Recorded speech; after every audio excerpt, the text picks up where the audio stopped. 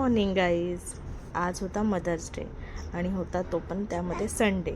तर Sunday special म्हणून काय करायचं बरं, तर आज खूप धावपळ होणार होती हे तर मला माहिती आहे आणि नेहमीच होते माझे, तर काही नवीन नाही आहे. काय मदर्स डेचा गिफ्ट. अरे वा, दाखव. Happy mother's day. ओपन कर. 2 minute. Oh wow, happy mother's day mom. You are not just mom, my mom, you are my best friend. सोड. Thank you for always. यामध्ये माझ्या मुलाने मला हे छान असं ग्रीटिंग कार्ड दिलं होतं. आय लव्ह मला पण खूप आवडलं. त्याची खूप इच्छा होती मला मदर्स डेला काहीतरी द्यावं, त्यामुळे ह्याने ते मला दिलं. बघा किती खूप सुंदर आहे. त्यानंतर माझ्या नवऱ्याने आजचा नाश्ता बनवला, तो म्हणजे होता अंडा ब्रेड. ते आता आम्ही खात होतो. त्याची रेसिपी तुम्हाला मी आता थोड्याच वेळात दाखवते. बघा, हे बघा, त्यांनी हे अंडं फेटलं.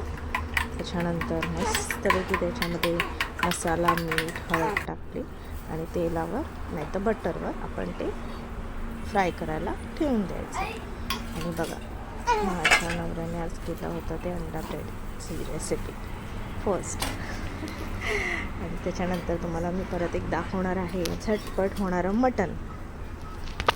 आणि बघा काय काय करत आहेत आमचे साहेब आज. खरं तर ते अंडा ब्रेड नेहमी करतात, सकाळचा चहा पण करतात आणि त्यानंतर आम्ही ते खाणार होतो. आणि संडे म्हटलं तर माझी तर खूप धावपळ असते आणि बाकीच्या वेळी तर अजून असते. हे बघा तयार. आणि आता त्यामध्ये मी आता करत आहे झटपट तयार होणारं मटण. मी आधी तेल टाकला, मसाला टाकला, हळद आणि आलं लसूण पेस्ट ऑलरेडी मी लावून ठेवलं होतं मटणाला. त्याच्यानंतर मी ते मटण त्या कुकरमध्ये टाकलं आणि कुकरमधून मी आता त्याच्यामध्ये घेणार होती 7-8 शिट्ट्या तर घेणारच आहे. आणि मी गॅस लावून ठेवला. त्याच्यानंतर गरम पाणी तापवायला ठेवलं, जेणेकरून शिट्ट्या झाल्या की मग त्याच्यामध्ये आपण ते पाणी टाकू. नंतर मी वाटण करायला घेतलं. वाटण करण्यासाठी मी फक्त कांदा आणि खोबरं घेतलं, ते पण माझ्याकडे ओलं खोबरं होतं. मी ते भाजलं झटपट करण्यासाठी आणि ते मस्तपैकी चिरलं आणि भाजत गेली. आणि माझ्याकडे एक ट्रिक पण होती. आपल्याला तर लगेच नारळ फोडायचा असेल तर तो कधी फुटला जात नाही, तर मग मी काय करायचं आपण तो फ्रीजमध्ये ठेवायचे नारळ, फ्रीझरमध्ये, आणि ते नंतर काढायचं. 10-15 मिनटानंतर काढून तो लगेच फुटतो नारळ, म्हणजे आपण फोडतो. आणि हे बघा, हा जो मी शिट्ट्या घेऊन घेतलेलं होतं मटण, त्याचा कलर बघा किती छान आला आहे. आणि मी हे तिखट कमी केलं होतं कारण माझ्याकडे लहान मुलं आहे, तर मी पण खाते, माझं पण बाळ लहान आहे. आणि हा आहे तो सनसेटचा टायमिंग. आणि खूप सुंदर माझ्या किचनमधूनच्या विंडोमधून हा सनसेट दिसतो सुंदर. हे बघा, जी मी ट्रिक सांगितली त्याच्यातले थोडेसं काहीतरी तुम्हाला एक व्हिडिओ पाठवला. आणि इथे आम्ही चाललो होतो फिरायला. त्यामध्ये माझ्या लेकाने हा माझा व्हिडिओ काढला होता. आम्ही चाललेलो कारण खूप वेळ झाला होता, कुठे गेलोच नव्हतो, तर म्हटलं चला जाऊया आज. तर आम्ही निघालो. त्यानंतर तुम्हाला दिसेलच आम्ही कुठे जाणार आहोत ते. हे बघा, आम्ही आता चाललो आहोत समजेल बघा. आता माझा लेक तुम्हाला सांगणारच आहे.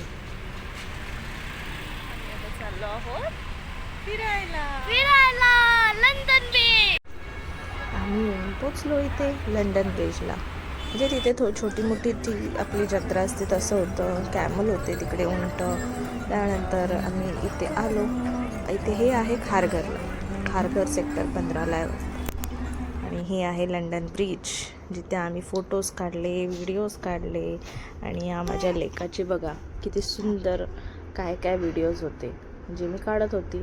त्याला मी सांगत होती की असा ये जरा मस्त वाटेल, असं कर तसं कर, असं चालू होतं आमचं काही नाही काहीतरी. आणि त्यामध्ये माझे छोट्या मुलाचा पण फोटो, व्हिडिओ. आणि त्यानंतर माझा नवरा, आम्ही सगळेजण मस्तपैकी फोटोज काढत होतो. तिथे पोचल्यानंतर आमचे फोटोज काय संपेना, व्हिडिओज काय संपेना. इथे हे तिकीट काउंटर होतं वाटतं. पर पर्सन 100 रुपये होते.